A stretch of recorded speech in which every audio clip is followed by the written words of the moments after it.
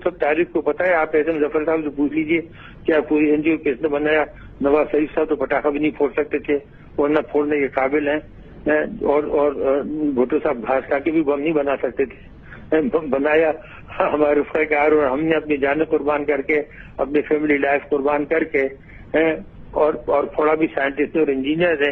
इन्होंने क्या किया, इनमें तो ये हो या कोई और हो, इनमें तो इतनी भी सलाहियत नहीं थी कि जब मिसाइल फायर हुई, इतना बड़ा वो कारनामा था पाकिस्तान के लिए, बैलिस्टिक मिसाइल गोली फायर, तो भी कोई नहीं आया खड़े होकर देखता।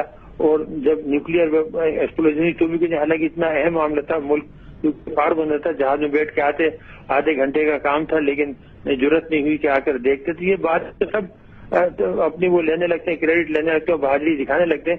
उस वक्त उनकी हालत थी, वो आपने तालिबान की किताब पढ़ी होगी, डेमोक्रेसी इंडिया इन पाकिस्तान, उसमें देख लीजिए, उसमें पूरे वाकयात बयान है।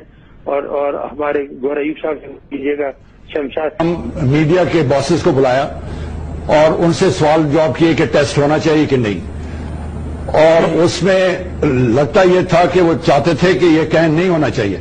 जिस पे मजीद निजामी साहब उठे तो उन्होंने कहा, प्राइम मिनिस्टर साहब हम तो आए थे कि आप खुशखबरी देंगे, लेकिन आप तो यहाँ डामाडोल हैं, आपने करना पड़ेगा, नहीं तो बम फटेगा आप पे।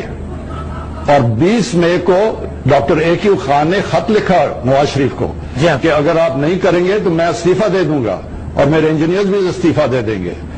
और 28 सुबह को जब रात को ये था अंदेशा के हमारे शगाई के ऊपर हिंदुस्तान शायद हमला करे, तो 28 सुबह मैं प्राइम मिनिस्टर हाउस गया, और उस वक्त वो बात कर रहे थे क्लिंटन साहब के साथ।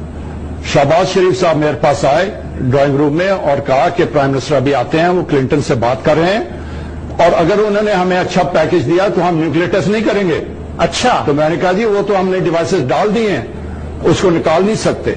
तो ये क्रेडिट जो है ये हमारी आवाम को जाता है, डॉक्टर AQ खान को जाता है, हमारे और हमारे गौर अयूब साहब से कीजिएगा।